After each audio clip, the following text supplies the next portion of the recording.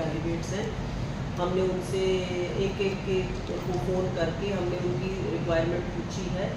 उसमें से कुछ बच्चों ने कहा है कि हमारे को गाड़ी की रिक्वायरमेंट है, तो उनके लिए हमने वैन का इंतज़ाम भी किया है और हम आपके माध्यम से वो हम पब्लिसाइज़ भी करेंगे कि शटल सर्विसेज कहाँ से चलेंगी। अब जैसे कि जो बच्चे बाहर से आएंगे, अगर बसेस वो यूज़ करते हैं तो हमारी अनाज मंडी और ये पुलिस लाइन है जो अपनी, यहाँ पे बसेस रुकेंगी और यहाँ से फिर हम शटल सर्विस शुरू करेंगे। हमने 5 लोकेशंस पे 20-20 करके 90 शटल सर्विस को हमने एक्टिवेट किया है और वो फिर वेरियस सेंटर्स पे कौन से सेंटर पे कौन सी शटल जाएगी वो हमने ऑर्गेनाइज कर लिया है।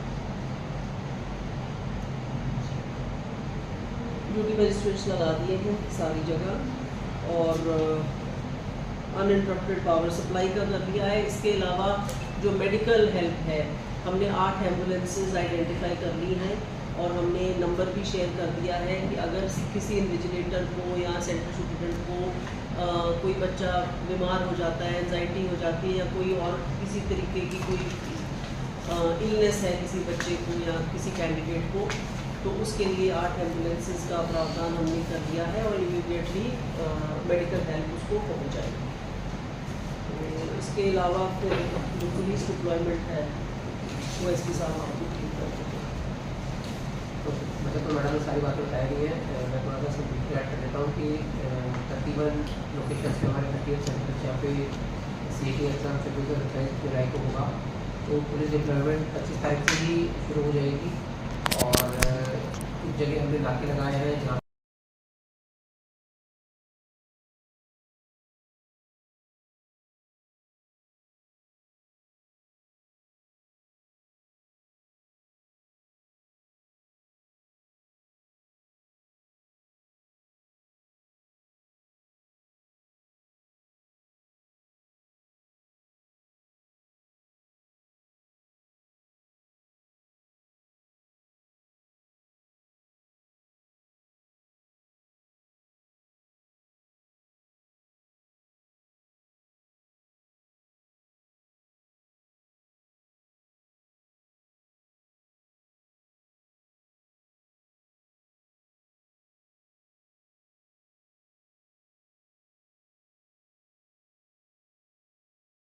सस्पेंड करने के लिए अभी कोई ऐसे रिटर्न ऑर्डर्स नहीं आए। अगर वो आएंगे तो उनको अप्लाई किया जाएगा।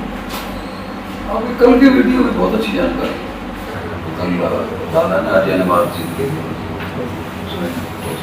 मैम आपने कहा धर्मशाला किया आपने, तो वहाँ बच्चों में कुछ खाने पीने का इंतजाम दिया जो रात को रुकेंगे? हाँ जी, हमने जो हमारा जो बसेस, क्योंकि एक रात पहले बसेस हमारी डिप्लॉय हो जाएंगी 5 बस स्टैंड्स पे और 5 बस स्टैंड्स पे भी हम खाने का इंतज़ाम कर रहे हैं। ड्राइवर कंडक्टर्स का खाने का इंतज़ाम भी है और धर्मशालाओं में भी हम खाने का इंतज़ाम करेंगे सेल्फ हेल्प ग्रुप्स के माध्यम से। मैडम एक ना जो बेसिक प्रॉब्लम्स आती हैं बच्चों के आगे, जो डू और डू नॉट्स, जैसे खासकर फीमेल्स के लिए बहुत सारे कॉम्पिटिटिव एग्जाम्स के अंदर से नोस्पिन है या ईयरिंग्स हैं या मंगलसूत्र है, ये बाहर ड्रॉप करवाया जाता है। क्या ऐसी भी कोई इंस्ट्रक्शंस हैं इस बार? इस बार ही मंगलसूत्र और सिंदूर और बिंदी ये अलाउड है और जो अमृतधारी बच्चे हैं उनको जो उनकी कृपान है वो अलाउड है। इसके अलावा ज्वेलरी आइटम कोई भी अलाउड नहीं है। इस बार प्रबंध ज़्यादा है ना, जैसे आप लोग बता रहे हैं पहले इससे पहले 2022 में हुआ था शायद CET, 2022 में मैं तो नहीं थी, बट हाँ आपने जैसे कहा कि प्रबंध ज़्यादा है और अभी जो स्टाफ सिलेक्शन कमीशन के मेंबर्स भी कुछ हमारे पास आए हुए थे, वो कहते कि उन्होंने इतना एक्सटेंसिव लार्ज जहाँ पे इतने कैंडिडेट्स अपीयर हुए हो, वो भी उन्होंने भी वो कहते कि हमने भी पहली बार ही देखा है। खुद कर रहा है केवल इंतजाम, एनटीए नहीं करना, पहले एनटीए करता था। हाँ नहीं, स्टाफ सिलेक्शन कमीशन की खुद का इंतज़ाम है। मैडम कल जैसे एसपी साहब बता रहे थे कि बायोमेट्रिक्स भी इस बार पर्याप्त मात्रा के अंदर है ताकि जो कैंडिडेट्स हैं उनको एग्जामिनेशन सेंटर में जाने की कितनी एक बायोमेट्रिक्स मशीन सकती है पहले जैसे, अब वो तो कैलकुलेट करने का मैथमेटिकल कैलकुलेशन है उसका, तो वैसे मैं बता देती हूँ, एसपी साहब ने बताया ही है। जैसे आपको पहले 90 बच्चों पे एक बायोमेट्रिक हुआ करती थी, अब 30 बच्चों पे एक बायोमेट्रिक है।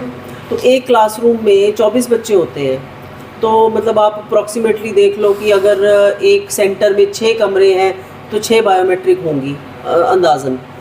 तो 90 बच्चे और 30 बच्चों में तो फिर 1/3 लोड कम हो जाएगा। हाँ, लोड कम हो जाएगा। और 30 बच्चों की बायोमेट्रिक करने में 15 से 20 मिनट लगेंगे, मैक्सिमम 15 मिनट ही लगेंगे वैसे तो। सेंटर पे हम बच्चे कितने टाइम पहले पहुंचे ताकि उनकी ठीक से एंट्री हो जाए? एंट्री जो है सुबह के पेपर की वो 7:30 से शुरू हो जाएगी, 9 बजे एंट्री बंद हो जाएगी सुबह के पेपर वाली। और अकॉर्डिंगली दोपहर के 1 पेपर बजे से 2:30 बजे। हाँ। मैडम एक चीज़ होती थी, जैसे जो दिव्यांग बच्चे हैं वो यहाँ सेंटर तक पहुँच जाएंगे, अंदर तक ले जाने के लिए भी कुछ ऐसी सुविधाएं इनको उपलब्ध कराई गई है, व्हील चेयर टाइप में?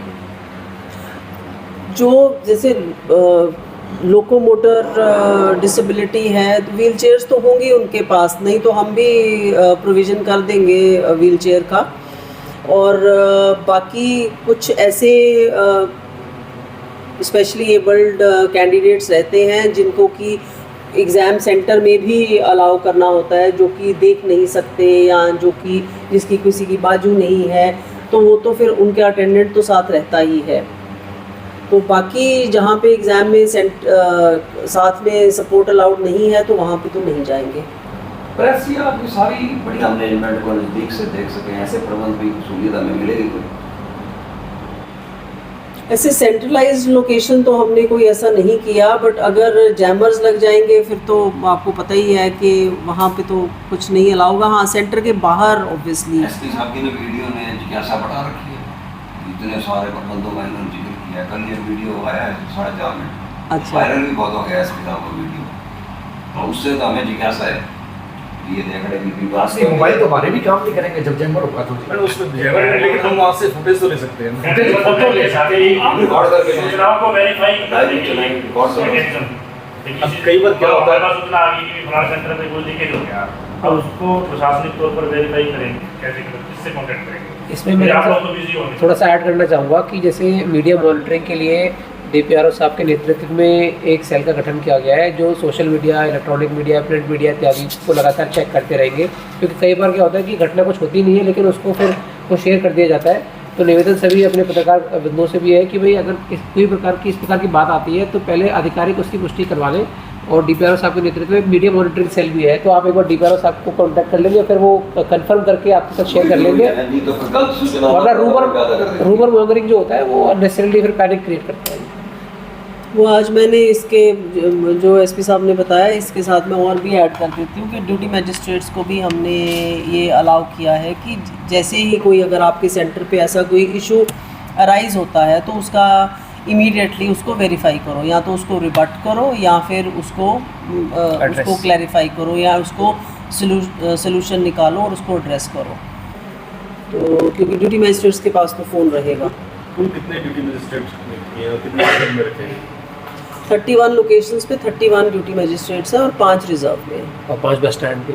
हाँ, बस स्टैंड में वहाँ जब जैमर लगा दोगे तो जो ड्यूटी मजिस्ट्रेट होगा उसका भी फोन नहीं चलेगा?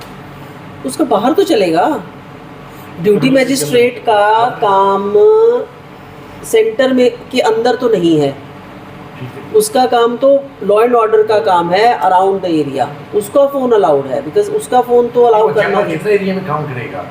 अब बताओ तो टेक्निकल चीज़ है। यानी जैमर लगभग 50 कितने एरिया में काम करता है? 50 से 50 मीटर पे 50 अलग अलग कैपेसिटी के होते हैं ना, अलग केमिस्ट्री आती है 50 मीटर जैमर तो होता है कि जेल कितना बड़ा होता है, पूरे जेल में काम करता है एक नहीं, जैमर। बट मल्टीपल जैमर्स भी होते हैं। तो अपना जो है पर्पस बेसिकली यहाँ पर जो जैमर्स लगाने का ये है कि कोई इलेक्ट्रॉनिक इक्विपमेंट उसका मिसयूज ना कर पाए। अपना जो कोर पर्पस है तो वो उसी स्ट्रेंथ के जैमर लगाते हैं कि भाई एक स्कूल की प्रीमाइस को कवर कर सकते हैं। तो हाँ, तो 50 मीटर का लगभग को कवर कर ले और फिर उसके बाहर तो फोन वगैरह यूज होते ही है। ऐसे जैसे आपने बताया भी 40,000 बच्चों ने बाहर से आना है, तो ये सामान्य दिनचर्या 50,000 बच्चों ने बाहर से दिनचर्या जैसे सामान्य वैसे तो 1 लाख हो गया ना, अप डाउन तो 1 लाख का हो गया ऑलमोस्ट। मतलब अपने यहाँ पर लगभग 40,000 बच्चे हिसार डिस्ट्रिक्ट से एग्जाम देने आएंगे और लगभग 50,000 बच्चे सिरसा और जींद में एग्जाम देने जाएंगे। बाई रोड आएंगे सर वो, बाई रोड आएंगे। तो वो सामान्य जो दिनचर्या है उसको वो प्रभावित होने की संभावना है। नहीं जी, ऐसे कोई प्रभावित होने की संभावना नहीं है। मैक्सिमम तो गवर्नमेंट बसेस में भी आएंगे, कुछ प्राइवेट बसेस में भी आएंगे, तो उसके लिए अपने एडिक्वेट डिप्लॉयमेंट भी किया हुआ है। और सैटरडे संडे में थोड़ा क्योंकि छुट्टी होती है सरकारी कार्यालयों की, तो उससे भी अकॉर्डिंगली वर्कलोड थोड़ा कम भी हो जाता है।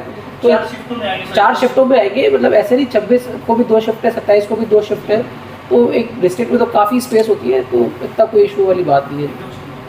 4 शिफ्ट में है, सेग्रीगेटेड है, 50,000 बच्चे अपने जा रहे हैं और 40,000 आएंगे, अब अप्रॉक्सीमेटली 10,000 12,000 की एवरेज ले लो, और ट्रैफिक डिप्लॉयमेंट प्रॉपर है, तो ऐसा कोई जाम लगने की स्थिति नहीं आएगी, एकदम तो नहीं आएगी। नहीं आएगी। और हमने अगर जो बसेस बाहर से आ रही हैं, हमने उनको पहले ही शहर से बाहर ही रखा है, अनाज मंडी में और पुलिस लाइन से। अनाज मंडी में नहीं, जो पुराने बस स्टैंड के सामने है। मैडम एक चीज़, जो शटल सर्विस शुरू हो रही है, तो वहाँ कुछ वॉलंटियर्स भी रहेंगे जो बच्चों को गाइड करके हम बसेस को देना इस नंबर पे। देखो, मैं आपको एक बात बता देती हूँ, जो भी कैंडिडेट्स आते हैं उनके साथ एक अटेंडेंट तो आता ही है, कोई मदर फादर भाई भाभी कोई ना कोई तो आते ही हैं, तो शटल सबके लिए है, मतलब they can also use that facility, they can wait outside the centre और wherever they want to wait. अकेला बच्चा आ रहा है तब भी तो। और कौन सी सुविधा कह रहे थे आप? जैसे पर्टिकुलर सेंटर तक पहुंचाने के लिए कि बस स्टैंड से वॉलंटियर? नहीं, ऐसा तो नहीं है, शटल सर्विस है अपनी बोलूँ, ऐसा नहीं है। वो क्या पर खत्म होने के बाद वहीं से चलेंगी बसें। हाँ, फिर वहीं पे वो वेट करेगी शटल, हाँ वहीं पे शटल वेट कर लेगी और शटल फिर उसको जहाँ से उसको पिक किया था वहीं पे छोड़। अब जैसे हिसार के अंदर क्या किया है मैडम, जैसे जो स्कूल की बस है, उसी स्कूल की बस को उसी शटल सर्विस वहीं रूट दे दिया, वही रूट दे दिया। जैसे जिंदल पब्लिक स्कूल है हिसार का, उसको उसी स्कूल के ऊपर लगा दिया, यहाँ से बच्चे उठाएगी जिंदल तक ले जाएगी। यहाँ हमारा क्रिसेंट है, मामला पायनर की ड्यूटी लगा दी, सिर्फ अपने बच्चे यहाँ से उठाएगी पायनर तक ले जाएगी, वो किसी को दिक्कत भी नहीं आएगी। जिनको पता मेरा पायनर के अंदर सेंटर है तो वो पायनर की बस पकड़ेगा सीधा। हिसार में ये किया है। ठीक है जी, अलग अलग जगह हिसाब से, मतलब एक्चुअली हिसार में बच्चे बहुत ज़्यादा आ रहे हैं, वो भी एक बात है, तो ये भी आप देखिए ना, स्कूल भी ज़्यादा है, सेंटर भी ज़्यादा है, तो जो हमारा पास्ट एक्सपीरियंस है, जैसे पता लग रहा था कि 30 से 40% स्टूडेंट्स ही इस फैसिलिटी को यूटिलाइज करते हैं। इस बार देखते हैं कि कितने करते हैं। हाँ जी, टैक्सी ले आते हैं ना आपसी। तो हमने तो दोनों तरफ से ही अरेंजमेंट किया हुआ है कि ट्रैफिक डिप्लॉयमेंट भी करी हुई है to control the traffic for the roadways vehicles, school buses and for private vehicles. तो अच्छा, कुछ जैसे वो जवाहर चौक वाला जो है, कुछ मेन जगहों पे अपन ने नाके पे लगवाए हैं, जैसे जवाहर चौक पे नाका लगाया है, क्योंकि उसके आगे जो सेंटर है वहाँ पर रोड क्या है, थोड़ी सकड़ी है, नैरो रोड है, तो अगर उसमें गाड़ी अंदर चली जाएगी तो ट्रैफिक जैम होने की संभावना रहती है। ऐसे कुछ जगहों पे हमने पहले ही बच्चों को उतार के, चाहे उनको 100 गज चलना भी पड़े, बट अगर गाड़ी आगे चली जाएगी फिर वो घुमाने में जाम लग जाता है। ऐसी भी कोई जगह आइडेंटिफाई है जहाँ पे कुछ किसी तरह की कोई वायलेंस की या किस तरह? नहीं जी, ऐसी कोई जगह नहीं, ऐसा तो कुछ नहीं, कोई हमारे वायलेंस का कोई इशू नहीं है। पुलिस प्रशासन बिल्कुल एक्टिव है, डिस्ट्रिक्ट एडमिनिस्ट्रेशन सारा, जितने भी हमारे ब्रांचेज हैं सारे एक्टिव हैं, और हमारा कोई ऐसा सेंसिटिव डिस्ट्रिक्ट भी नहीं है फ्रॉम दैट एंगल, तो दैट वे। अपने सेंटर 2 ही जगह है, भट्टू में 2 हैं सिर्फ, और बाकी सारे अपने फतेहाबाद के अंदर। हाँ, वो थोड़ा हट के चला जाता है, ठीक है, बट इतना दूर तो नहीं है, इतना बाहर तो नहीं है। मैक्सिमम डिस्टेंस जैसे मैंने बताया कि 23 किलोमीटर ही है। तो ठीक है, we are all prepared and we will conduct a very peaceful and a fair exam.